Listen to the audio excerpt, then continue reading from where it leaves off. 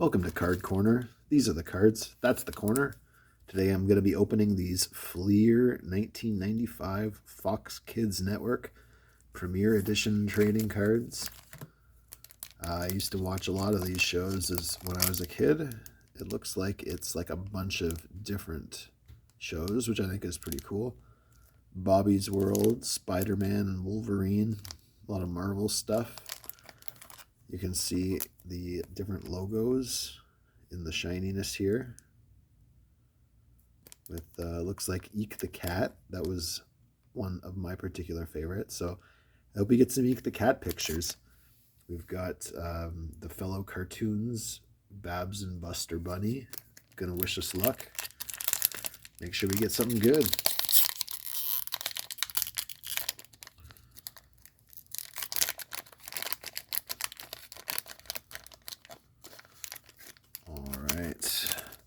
Eek the Cat also had the terrible thunder lizards as part of it, which I thought was pretty. I like those. They're dinosaurs. We always like dinosaurs. We got Die Fluttermouse from the Tick. Die Fluttermouse proves the old superhero adage: if you look the part and play the part, then you are the part. Die Fluttermouse sure does look good as a superhero. Now if he only fought as well as he posed. The good doers. The Tick says, I've always been a superhero. I don't know much else. Die Fluttermouse. All right, and next up we got Bobby from Bobby's World. I think that would be a cool card to get signed by Howie Mandel. That's his name. Meet Bobby Generic. It's generic, I think they said. A 4-year-old gee golly powerhouse of imagination and instigation.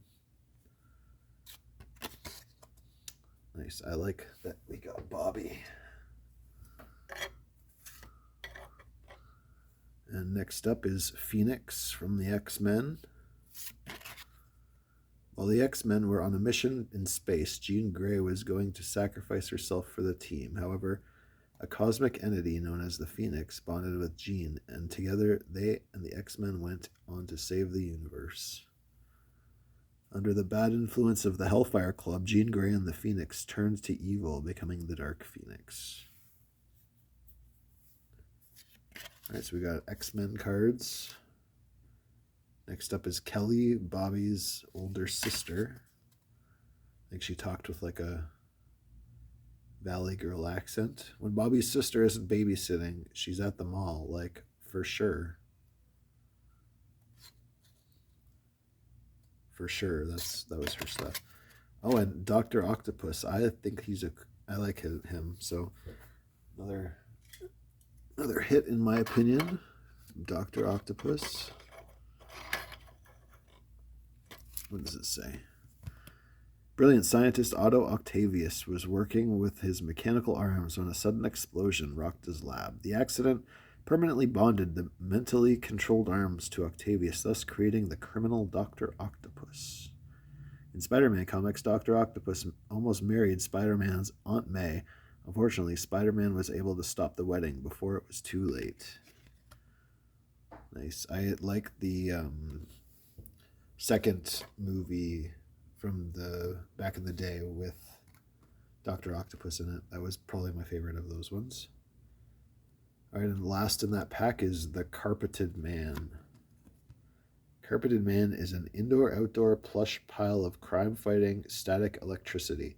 He's also a frequent visitor at the city hospital's emergency room. See, that rug suit of his gets quite hot, and Carpeted Man regularly overheats. Carpeted Man. All right, let's open up our second pack. See if we can't add to this bounty of cartoon card goodness. All right, so this time we got the Crusading Chameleon. While most superheroes fly and land with grace, the Crusading Chameleon mostly just plummets and splats. However, What can be said for the Crusading Chameleon, though, is that he can change color to match whatever background he's against, except brick. He just doesn't do brick. This looks like a job for legal tender. I don't get it. Crusading Chameleon. Oh, and next up we got Venom from Spider-Man. That's another good card. Eddie Brock was strong, but once he bonded with the alien costume that Spider-Man rejected and became Venom, his strength increased 20 times. Now just as strong as Spider-Man, Venom's out for Spidey's head.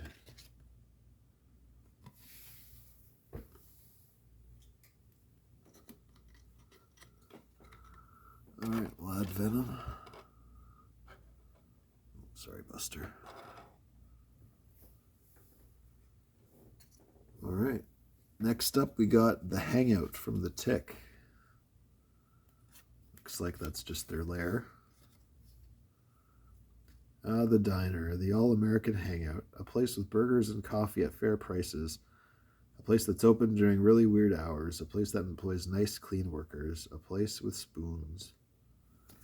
I don't think that there's many 24-hour, at least, diners around these parts, which is too bad. All right, we got Mr. Mental, another Tick card. The human mind is a dangerous plaything, card readers. When it's used for evil like Mr. Mental here would like, watch out. But when it's used for good, things are much nicer. And let's try to keep that in mind. Oh, what a show, what atmosphere, what fun, and for free. I guess he's hypnotizing everybody. I got Hello from the Extravaganza. Eek the cat card, nice. There's always time in the day for politeness. Waving hello is just one way to greet friends and family. So it is the card for saying hello to people.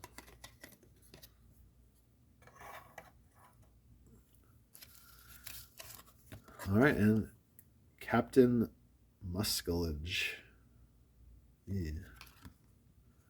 Let's get sticky. High-pressure glue envelops evil and gooey goodness. As part of the civic-minded five, Captain Muskelage is the glue that holds the group together. Get it? Glue, muskelage holds the group together. Forget it. I feel funky, monkey. Glue bad guy. All right, maybe we can hopefully open the Tick card in this one instead of just a bunch of the silly bad guys.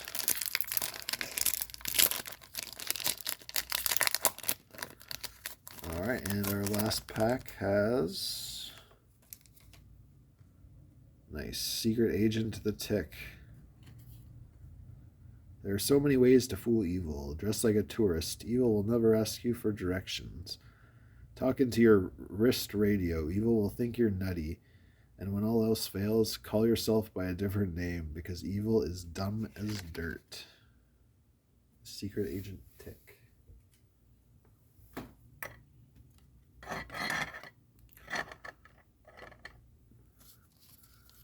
All right, we got Proto Clown, also from the Tick. Go ahead, turn the card over and look at Proto Clown's face. He's even scarier than the picture shows. The city might never recover from his evil rampage, but the Tick proved once again that the quest for justice is no clowning matter. Once again, we find that clowning and anarchy don't mix. Proto Clown. All right, we got Cyclops and Jean Grey. Partners in love and war. Cyclops and Jean Grey make the perfect fighting pair. The combined assault of Jean's telepathic ability and Cyclops' optic blasts have left many enemies not only beaten but also unconscious. Cyclops and Jean were tricked into believing they were married when an enemy pretended to be a priest at their wedding. So they got married by an alien, so it didn't count. And we've got Doorman, another silly Tick enemy. Be careful how you pronounce his name, please. It is Doorman, not Doorman. Men sometimes call him Jim. His high-profile job at the comic club entails keeping out non-superheroes and sidekicks.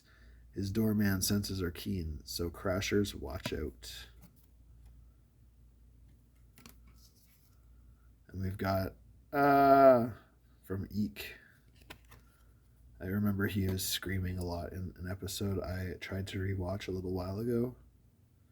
Wasn't as good as I remember, but it's still kind of fun. Eek is wacky and all, but zooming into space is a stunt he won't soon repeat. Eek the cat. I don't know. I liked Eek the cat for some reason. Very silly. All right, and our last card is Defense Mechanisms from the Tick.